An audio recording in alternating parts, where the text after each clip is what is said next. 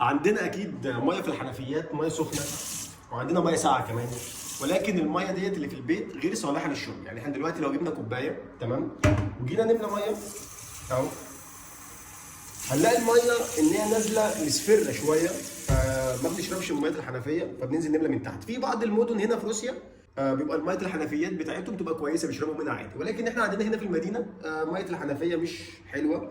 يعني لو ندقق كده مع بعض شويه هنلاقي الميه ان هي مصفره، فبننزل نملى ميه. فدلوقتي هننزل نملى ميه، فيلا بينا. عايز اقول لكم الجو النهارده هوا، امبارح الجو كان حر، النهارده هوا شديد جدا اكتر من شويه. هي دي بقى روسيا، شويه برد شويه حر، مش عارف الدنيا فيها ايه. دلوقتي احنا رايحين الميه، يلا بينا.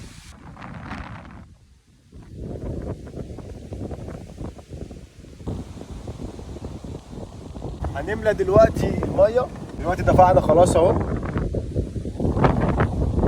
وهنملى.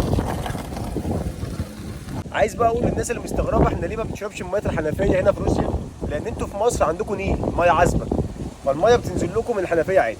لكن احنا هنا في روسيا ما عندناش ميه نيل، فعشان كده بنملى من تحت، لان الميه بتنزل من الحنفيه مش احسن حاجه. الجو برد جدا، امبارح كان حر، النهارده برد، وانا نازل بنص كم وشكله هيجيلنا برد.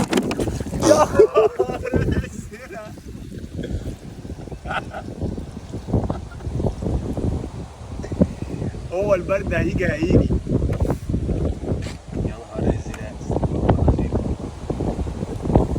بس يا جماعه بقينا ميه، كل سنه وانتم طيبين، سلام عليكم.